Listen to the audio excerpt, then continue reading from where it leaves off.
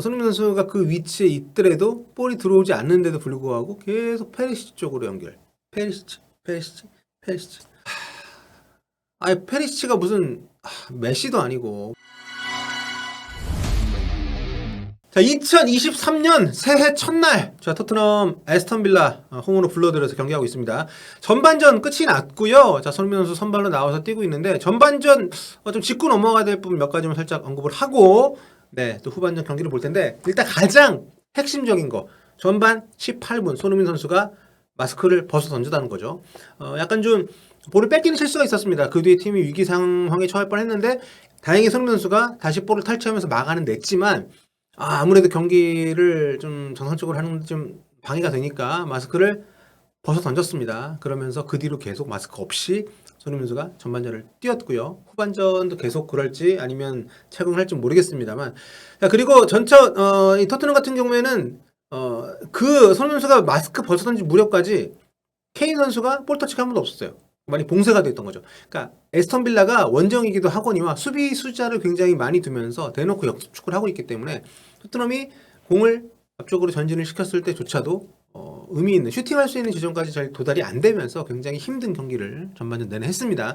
근데 또 아쉬운 것은 뭐냐면 이럴 때마다 토트넘이 반복되는 문제라고 하기에는 너무도 이게 익숙하기 때문에 문제라기보다는 스타일이라고 하겠습니다. 그 스타일이 또 나왔다는 거죠. 무조건 페리시치한테 넘기고 페리시치한테 맡깁니다. 페리시치가 뭐 돌파를 하든 크로스를 하든 뭐 뭘 하든 지지고 볶고 마음대로 할 수 있게끔.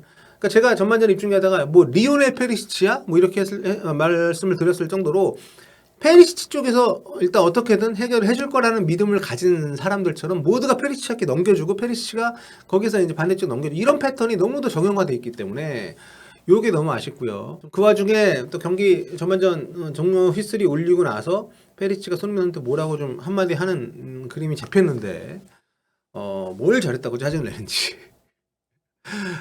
저희 아까 한 분께서 그게 아니고 페리시치가 손흥민 선수에게 흥민아 왜 위험하게 마스크를 벗었어 형이 걱정했잖아 이 얘기를 한 거라고 하는데 그랬을 가능성은 거의 없지 않나 싶은데, 어쨌든 토트넘은 전반전 45분 동안 3백 3명이 모두 옐로우 카드를 받았습니다. 이게 또 후반전에 좀 악영향을 미칠 수도 있는 그런 요소이기 때문에 좀 걱정이 되긴 하는데요.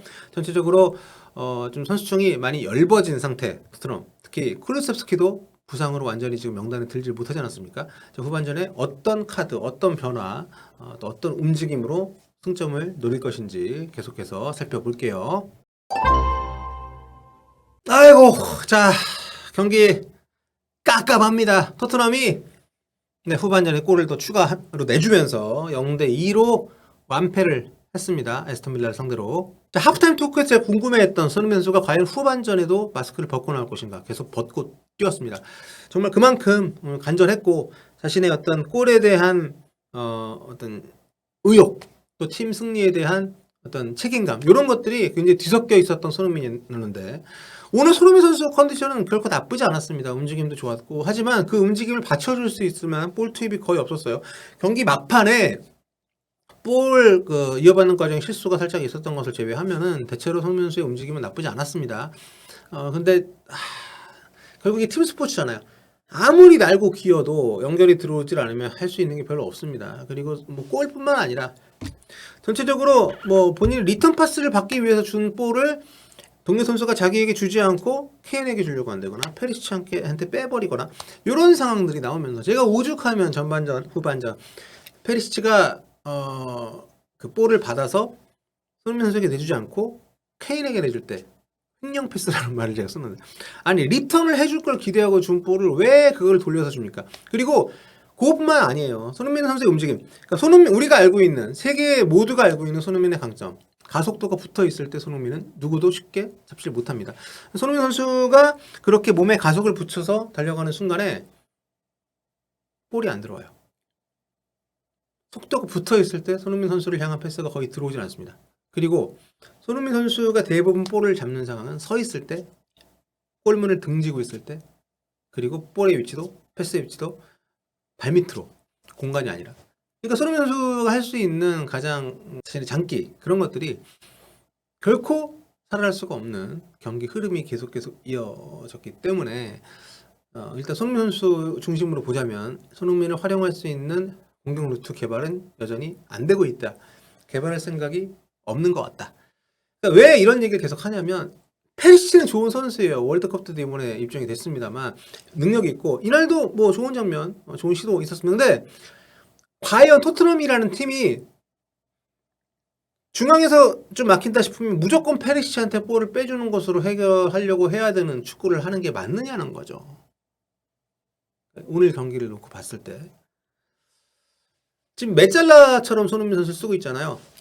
중앙에 들어가서 하퍼 윙처럼 사이드는 아예 그냥 뭐 페리시치가 있을 땐 페리시치 또 세스뇽 들어온다면 세스뇽 얘네들이 윙어처럼 올라와서 사이드를 거의 뭐 점유를 하고 손흥민 선수는 안으로 들어와서 볼을 받아주는 위치에서 기다리는 축구를 합니다. 근데 이게 손흥민 선수의 장점을 많이 갉아먹고 있다는 거 우리가 좀 알고 있고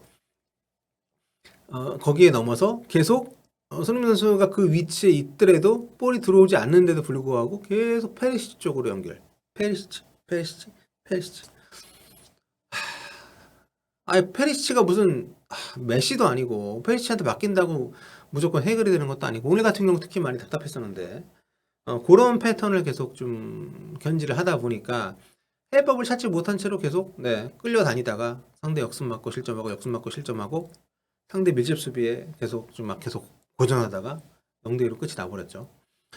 참 깝깝하고요. 그리고 오늘 결정적인 상황에서 골키퍼 역할이 중요하다는 것을 다시 한번 새삼 절감을 했습니다. 요리스 골키퍼 정면으로 오는 슈팅을 제대로 처리를 못했죠. 그러면서 실점을 했습니다. 요리스가 그 시점에서 실점을 한 것이 굉장히 좀 컸고요. 그 이후로도 안정감이 좀 많이 떨어져 있었어요. 그래서 여러 가지로 안 되는 팀의 전형을 보여줬습니다. 물론 이 팀이 지금 이탈자도 많아요.